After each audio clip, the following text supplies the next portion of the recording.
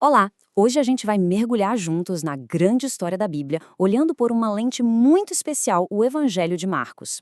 E ele nos joga uma pergunta logo de cara. Afinal, que tipo de rei pode de verdade salvar o mundo? Pois é, o Evangelho de Marcos inteiro gira em torno dessa questão. Ele vai nos apresentar um rei que é, sim, superpoderoso, cheio de autoridade, mas de um jeito que ninguém, absolutamente ninguém, esperava.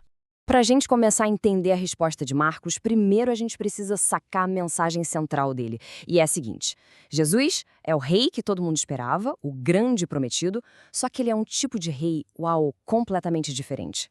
Pensa só, os governantes do nosso mundo buscam poder para eles mesmos, né? Mas a força desse rei é outra. A força dele aparece na cura, na libertação e principalmente no serviço. Ele é um rei que não fica parado no trono. Ele está sempre em ação, sempre indo na direção de quem precisa. Tá, mas para entender a missão desse rei tão diferente, a gente precisa primeiro entender o tamanho do problema que ele veio resolver. Um problema que a Bíblia chama de um nome bem específico: exílio.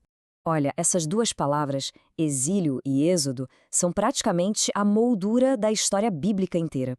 O exílio fala dessa nossa quebra, dessa distância de Deus, enquanto o êxodo é o plano incrível de Deus para nos resgatar disso tudo.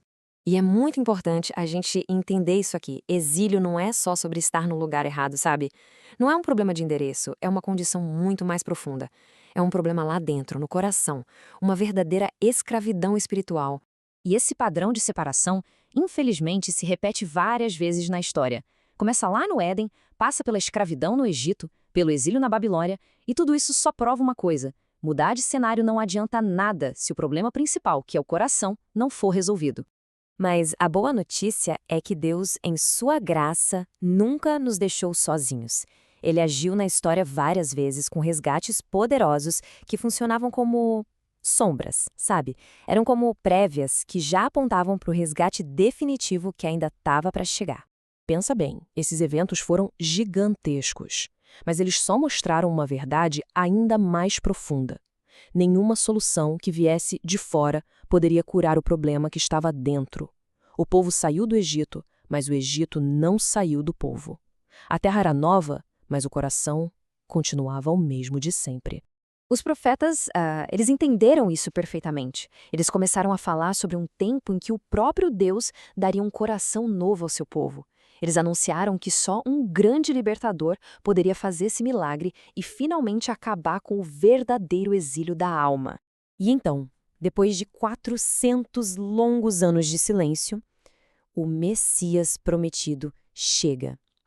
E para surpresa de todo mundo, o foco dele não é o Império Romano, não é política.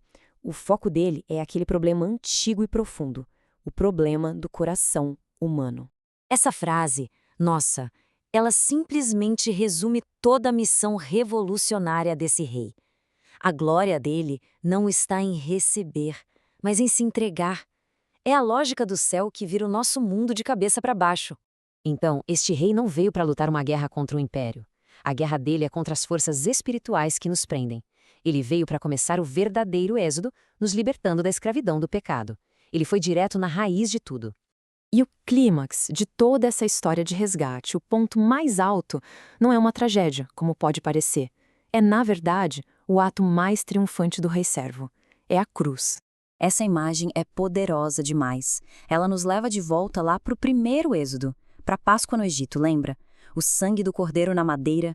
Aquilo foi uma sombra que apontava para algo infinitamente maior, um sacrifício definitivo. E aqui está, o ponto central de tudo. Não mais o sangue de um animal, mas o sangue do próprio Cordeiro de Deus, derramado num madeiro, a cruz.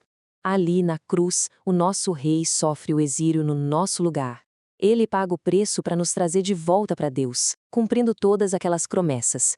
E o mais fascinante é quem percebe isso primeiro.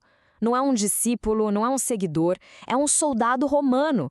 O cara que representava o poder opressor da época, olha para aquele rei servo na cruz e finalmente entende: nossa, verdadeiramente, este homem era o Filho de Deus.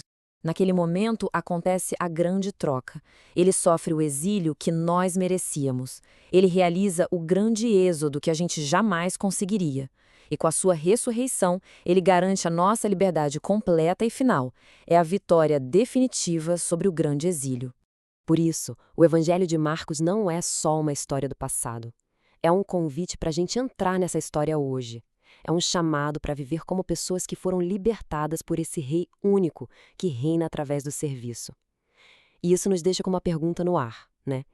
Se esse grande êxodo já começou, como é que nós vamos viver essa liberdade no nosso dia a dia?